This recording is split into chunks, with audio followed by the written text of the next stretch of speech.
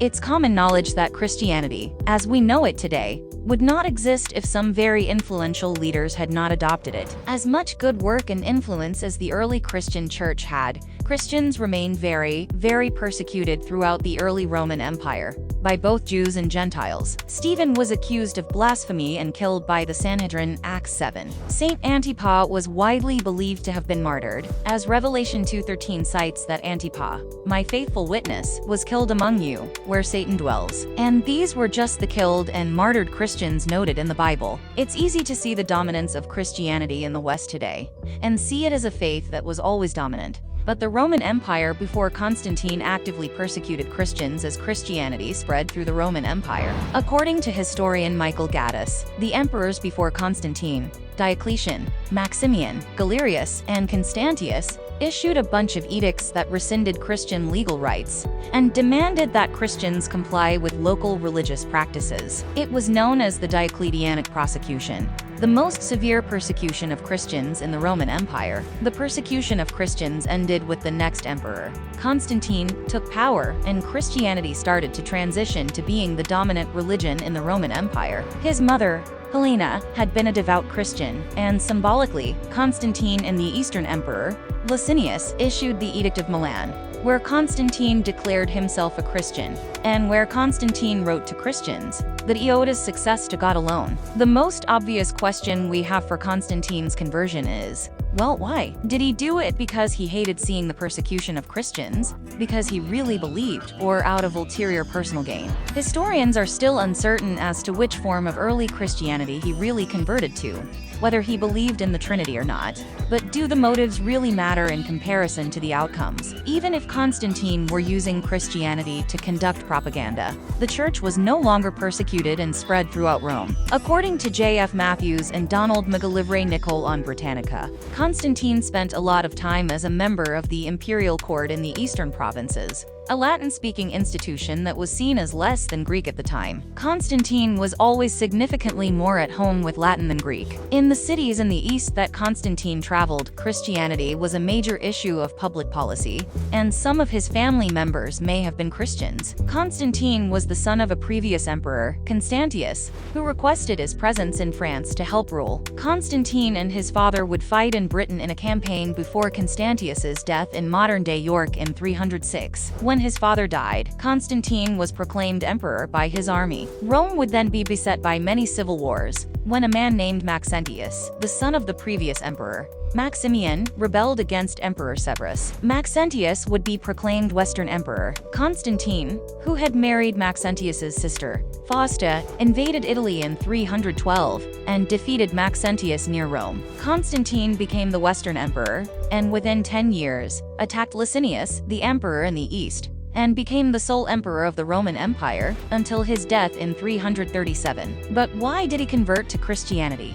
The year of Constantine's formal conversion coincided with his defeat of Maxentius and the later Edict of Milan. Constantine ascribed his success to his conversion and the support of the Christian God. With greater faith he gained more power.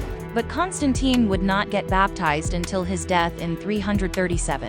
In the Battle of the Milvian Bridge, where he defeated Maxentius, Eusebius of Caesarea reported that Constantine saw a vision at midday. The Christ of God appeared to him with the sign which had appeared in the sky, and urged him to make himself a copy of the sign which had appeared in the sky, and to use this as a protection against the attacks of the enemy. Eusebius of Caesarea, Vita Constantini, 1.29. Once Constantine defeated Maxentius, he performed an adventus where he went into the city in a grand fashion. When he went inside, he ignored the altars to the traditional Roman gods, did not carry out sacrifices to celebrate his entry, and headed directly to the imperial palace.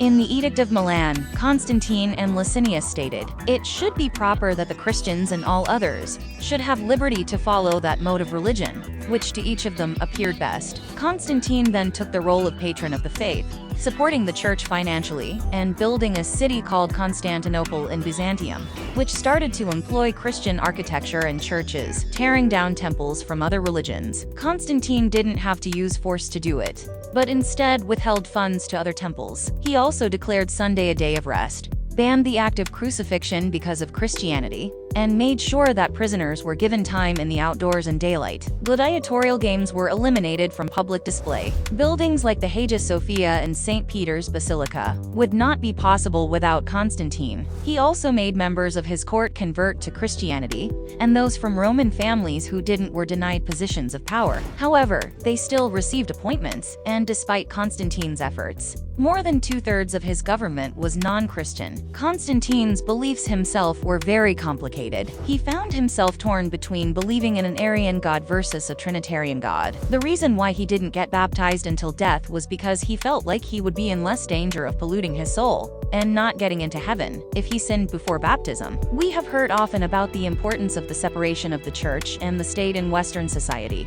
but what we fail to acknowledge is that the separation had to be enforced because of the very influential precedent Constantine made in not only accepting the church, but mixing the church and the state. Many historians consider Constantine's conversion merely political and not religious, but his reluctance towards baptism shows a deep contemplation with the faith and not just regular nonchalance. Constantine taking full control of the Roman Empire was risky, especially given that Maxentius's army was 4 times bigger than his. Without the support of powerful bishops like Eusebius, Constantine would have never become the emperor. Let it also be clear that Constantine was no saint. He was a power-hungry emperor who killed his wife and son, and was responsible for murdering a lot of people. With Constantine, the church not only became accepted, but became linked to and a tool of the state, and vice versa. With the support and power of the church, Constantine had power. He moved the capital of the Roman Empire to Constantinople in 330, leaving Rome suddenly no longer the powerhouse center of the empire it used to be. Just because you publicly convert to Christianity and legitimize Christianity when it used to be persecuted,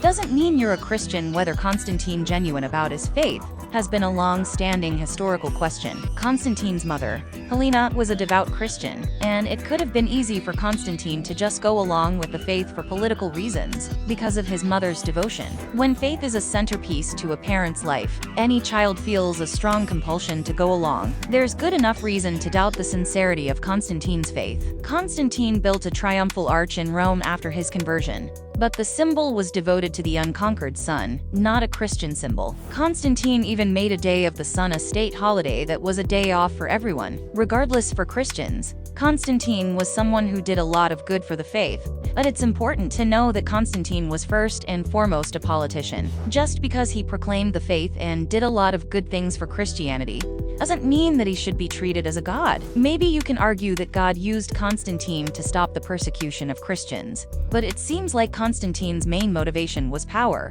not Christ. Thanks for watching. See you on the next one. Oh, and don't forget to subscribe.